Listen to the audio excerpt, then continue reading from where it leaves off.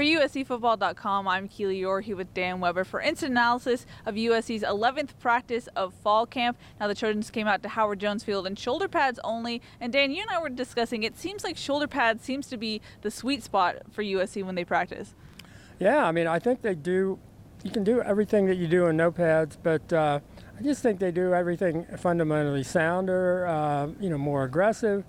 They take better angle. I mean, there's a sort of a discipline when you're out there in shoulder pads. We actually were just discussing that with some of the staff, and they kind of maybe agreed that, that's an interesting way to look at it. So, I mean, I'm not sure I'd ever, unless it's a true walkthrough, ever go without shoulder pads. And it allows you to do things like they did a really nice period on blocking the screen with defenders. Yeah. And that's just something you aren't going to get anywhere near the same thing out of if you don't have the shoulder pads on.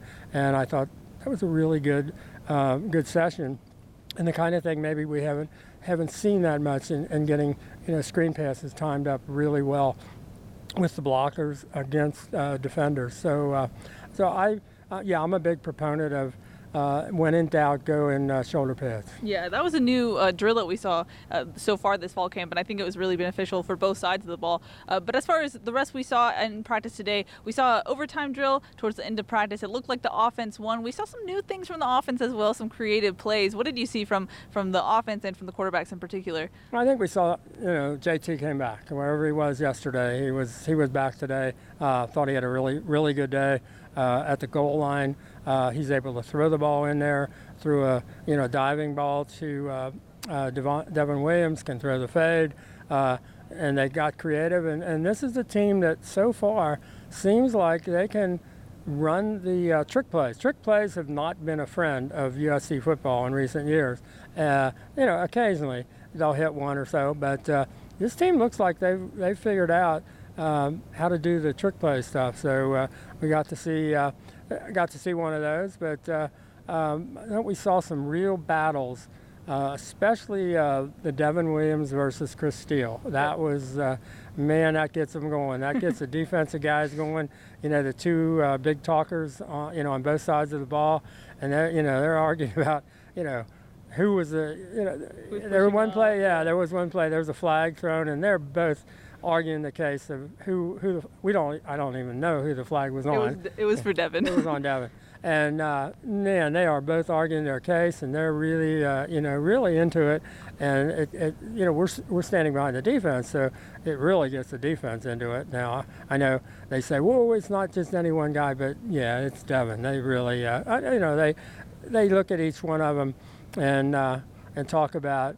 If they got to go against Michael Pittman, he's brute force, and they got to go against Tyler Vaughn's, he's all technique. And then Devin is the 6'5" guy who's kind of sneaky, fast, and he can do this and do that.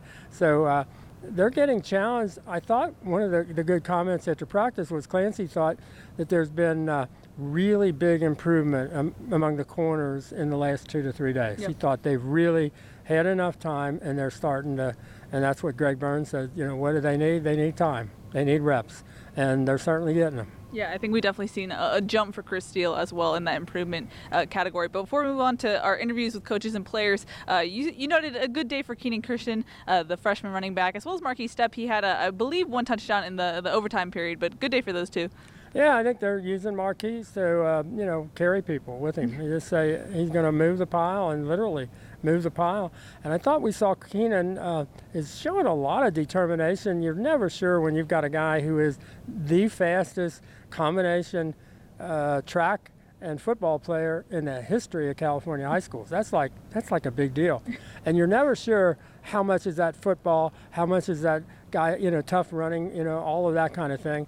And he ran a couple of inside where he, juked somebody and then took off again. He had a nice run on a flare pass, and then a nice sweep left where he just ran tough. I mean, he runs fast. That goes without saying. But to run with the determination and the toughness, I think we're seeing that in him, and that's a good thing. And he's getting that chance because Malapai not back yet, and so he's one of the three, and that's a really good break for the freshman. Mm-hmm. I got to talk to safety/nickel Chase Williams today, and he was talking about the growth of the defensive backs as well as what Clancy said. But he said that the defense as a whole seems closer together this year. They're communicating more. Part of that is because they're all living together right now in fall camp, and that breeds closeness. But he said that the defensive back room in the film room, they're all talking, they're communicating, asking questions, and it seems like when asked about the difference between this defense this season and last season, he said it's not necessarily more simple. It's just that the coaches are teaching it in a more simple way. And you and I noticed that when talking to Chad Kay or Greg Burns, they say it to us simply as well. You can tell that they're good teachers in that sense. And they have convinced them about the whole talking thing. I thought one interesting point Clancy made was that he thinks the key element for this team is tackling in space, and that's the most important thing he's going to be looking for on Saturday scrimmage. And one of the things he's talking about, because they are running to the ball well, they're gang tackling well. He said one of the things they're doing, and that creates some of the noise we're hearing, is if two guys are approaching somebody in space, one of them is going to yell inside to let the other guy know I've got the inside. So we don't end up both on the same side trying to tackle. And the guy in front of you might not know you're in that position. Yeah. So he said we got them really communicating on what position they're in for tackling. And that's a kind of a really sophisticated thing to be able to, instead of just worrying about making the tackle, but you're already letting your guy know, I've got the inside, you take the outside. Yeah. We can, that may be one of the reasons we're seeing so many multiple guys on tackles. We're not seeing a lot of just one guy take down. We're seeing a lot of guys run into the ball and, gang tackling. Yeah, and the coaches are definitely emphasizing that for sure. But you got to talk to Chad Kay extensively about his position players. What do you have to say? I know he gave you a pretty good rundown. Yeah, he does that. It's interesting. He does that.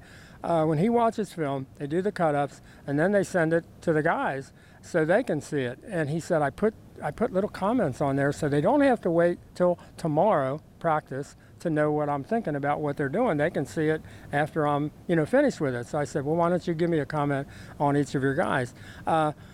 Christian Rector, he said, boy, he is playing so well on both against the run and the pass rush, and they weren't sure that they were going to see that. That's not what they saw last year from Christian, and I think he's really worked hard on the pass rush, and they're just thrilled to death, not only with his leadership and senior leadership, yeah, and how he can mentor Drake Jackson, but just his play. I mean, he's just playing exactly the way they want him to play, and these are coaches that haven't seen him before, and so they're thrilled with that. As far as the guy he's mentoring, Drake Jackson, it's a matter of details. It's a matter of doing the little things right. And he said you just have to stay on him because he's a freshman, and freshmen can forget, and freshmen haven't done it all the time. But that you're working on the little things, so that's always a good thing. With the two down guys, he said Marlon Tuipulotu is like the perfect player to coach. He said he doesn't make any mistakes. He's always prepared. He does everything right. He said he's just a joy. He anything you need him to do, he's already prepared to do it before he gets to practice. So, big ups for Marlon. And then for Jay Tufele, he's got that great motor. He's able to get to they don't have to do anything special to get him to the quarterback. He said the only problem he gave me today was he got too close to the quarterback. And he said, Clay gave me that look like, so I told Jay, I said, you can get close to him, don't get that close. But he said, he's got his ups and downs. There are times when he may not always be where you want him to be, but he's certainly got so much ability. So those are kind of the four guys that he's looking at, and he's very pleased with his guys. Which makes sense. As far as injuries go, Hunter Echols was out today like we expected, but he was walking around, so that's at least good news. Clayton Bradley was out. He had a cane, I believe, while walking around. Not sure about that. We didn't get to talk to Clay Helton today, so we'll ask about injuries tomorrow. Greg Johnson was also out, and as well as Jacob Daniels. Dan won the Vavae Malapai versus Brandon Peely debate. Brandon Peely returned today, but was limited limited. He only did a couple of individual drills. So Vivai Malapai still out working on that. And then the normal crew, Solomon Tuialapupu, Jacob Lichtenstein, those guys are still out as well. Max Williams dressed out. He's been dressing out pretty much every day this week, but has only been doing rehab stuff. So wondering where he is in that sense. But any other thoughts about injuries? Well, I don't know if I'm mentioning it in the Ghost Notes or not, but a fairly famous former USC football player was here today, and he looked over and said, "What are all those guys doing in that group? The guys watching calisthenics, the rehab bus crew, because it was significantly bigger today. It was like he wasn't the only one that said, "Look at all those guys." So that'll be interesting to watch.